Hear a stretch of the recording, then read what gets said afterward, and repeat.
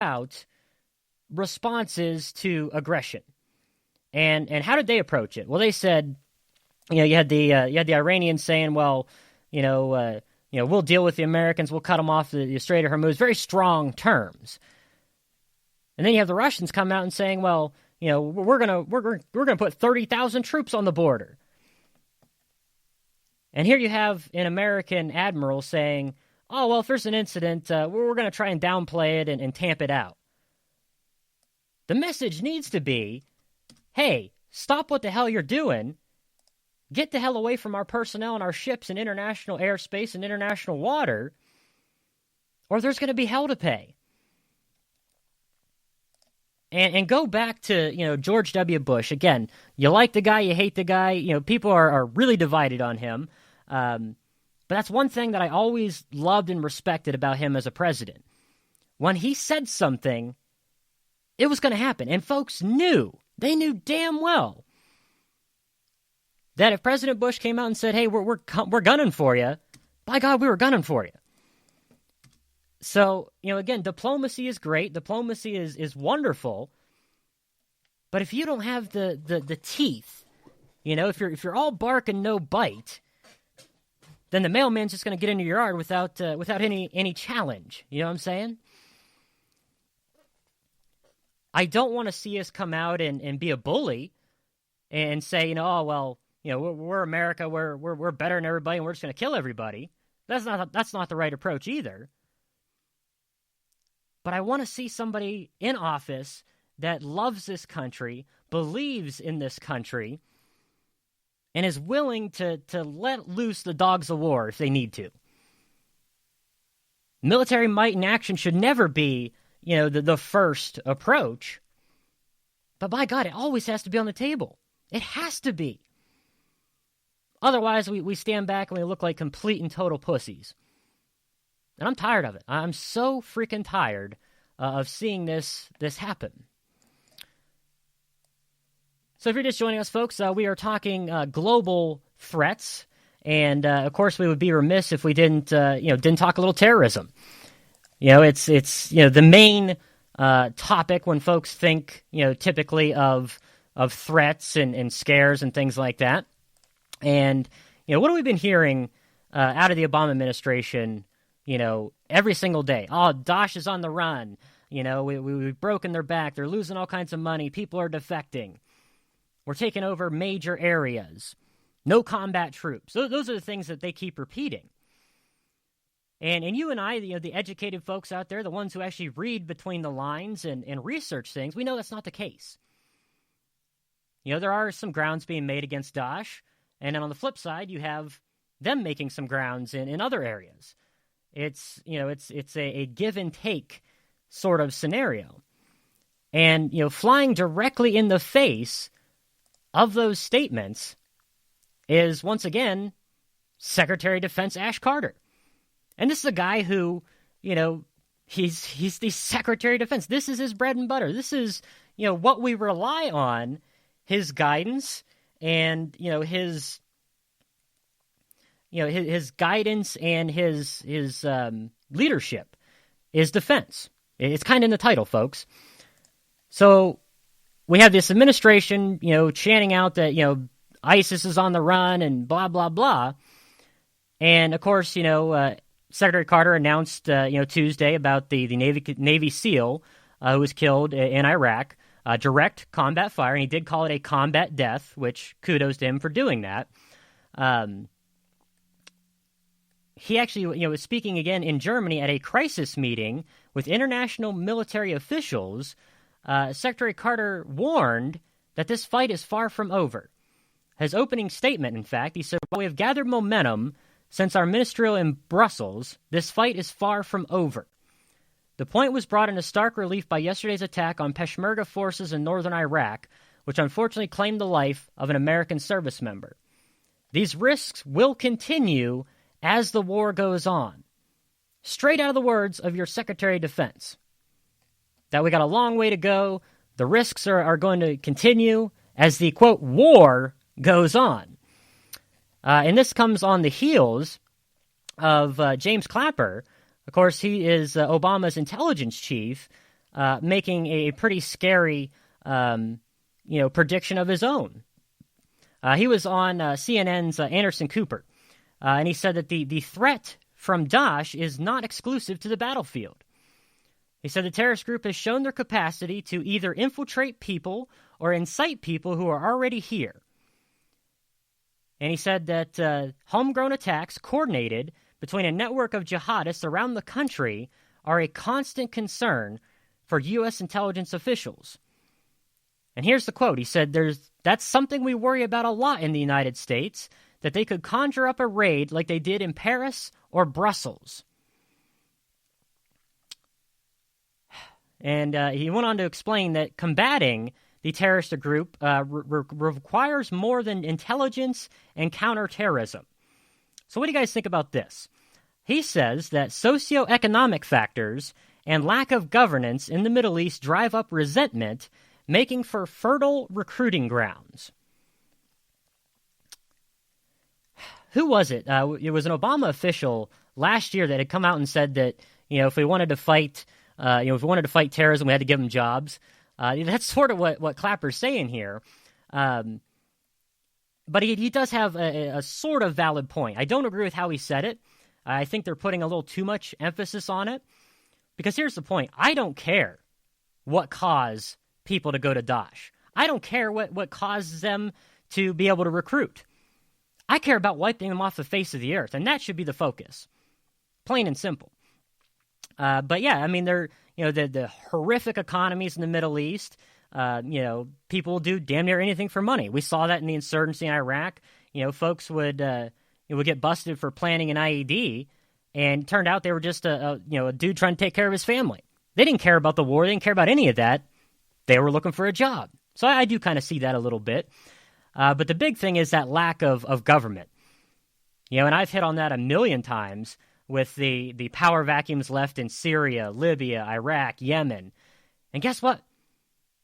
It doesn't take a genius to see what got us in those situations. Piss poor foreign policy.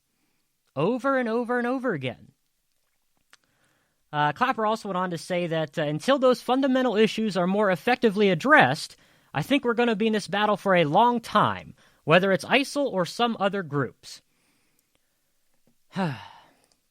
So, again, this is why we research. This is why we discuss things.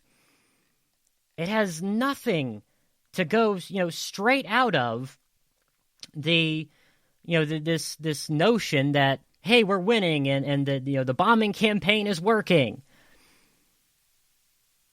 We keep hearing that over and over again. The White House press secretary, I think he's got it recorded in his pocket, and he just plays that statement every time somebody asks him about it. But here you have the top intelligence official and the Secretary of Defense, both in basically back-to-back statements, talking about how this thing is going to be here for a long time, and that it has the possibility to strike here on our home front. Desi posted, the quote I was talking about. That was, when I mentioned, an Obama official talking about, fixing terrorism was to give jobs. State Department spokesman Marie Harf, after coming under fire for suggesting a way to fight Islamic State and all terrorism is by creating jobs, had an answer for her critics, saying her argument is just too nuanced for them to understand. And that was last year. That's really old news. But this is how they think. They truly believe that they are so much smarter than us that when they say something, we just don't get it. We just don't get it. Unbelievable. So let's keep going with terrorism here. Not surprisingly, there's more. So you have the Director of Intelligence and the Secretary of Defense making these bold statements about, the fact that Daesh is still very much around and, we're going to be fighting them a long-ass time. And then we get more reports about chemical weapons being used by Daesh. Check out the article there from Daily Mail. There are now extremely worrying signs that ISIS is making their own chemical weapons and have already used them in Iraq and Syria. That's according to the Organization for the Prohibition of Chemical Weapons. That's a big-time watchdog type group who focuses solely on the proliferation of chemical weapons. They say that sulfur mustard attacks were detected in both Iraq and Syria, and we've talked about this here and there before about how they have been openly seeking these things, and that they'd possibly seized some of the materials for them throughout their campaign. This is a big time deal, and the statement directly from that group said, although they could not attribute this directly to Daesh, there are strong suspicions that they may have used chemical weapons. Secondly, the suspicions are that they may have produced it themselves, which is extremely worrying. It proves they have the technology know-how and also access to the materials which might be used for the production of chemical weapons. Now, rewind back to February when the director of the CIA, John Brennan, told CBS News that Daesh fighters had the capability to make small quantities of chlorine and mustard gas. That was a big time statement, and nobody has actually even talked about it. Nobody's really even looked at it. But they're being used, folks. March 9th, a suspected Daesh gas attack on the Iraqi town of Taza killed 3 children and wounded some 1,500 people. Injuries ranging from burns to rashes to respiratory problems. A total of 25,000 people fled their homes from that city last month because they're afraid of another chemical attack. Russia pushed for measures at the UN to monitor extremist groups fighting in Syria, warning of a, quote, clear and present threat that they could stage chemical attacks in Europe. Russia and China presented a draft Security Council resolution, calls on all countries, particularly those neighboring Syria like Turkey and Iraq, to report any movement by armed groups to acquire or produce chemical weapons. Well, yeah, they should be doing that. Are they actually going to? Well, of course not.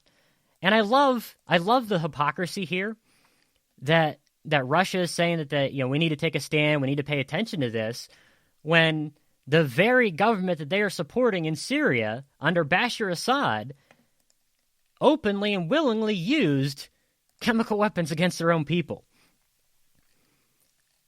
So what does this mean for the long-term or overall impact of terrorism? Because again, despite the narrative, this is not just contained to the Middle East. All right, it's not simply a Middle East problem; it's a global problem. When you look at chemical weapons and their use throughout history, first of all, it's one of the most absolutely horrific ways to kill somebody. And they're all different, whether it's mustard gas or chlorine or whatever. You can get into some of the really nasty ones, but even the basic ones are so horrific, and they kill a bunch of people. But look at that attack that they cited last month in Iraq. It killed 3 kids, and the reason it kills kids and elderly because it affects the respiratory system.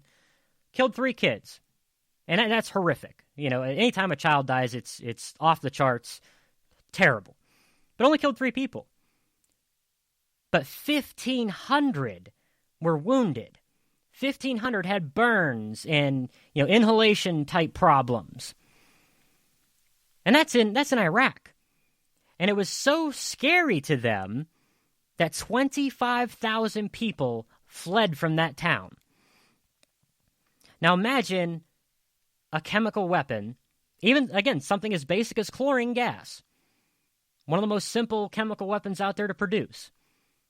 Imagine that put out in a major city, in the U.S. or in Europe.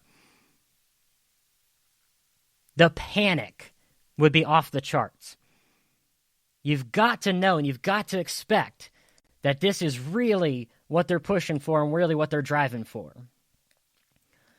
Next story here in terrorism-related stuff is really a kind of an interesting story. There was a female suicide bomber in Cameroon. She was a 14-year-old girl. or I'm sorry, there was two incidents. A 14-year-old girl blew herself up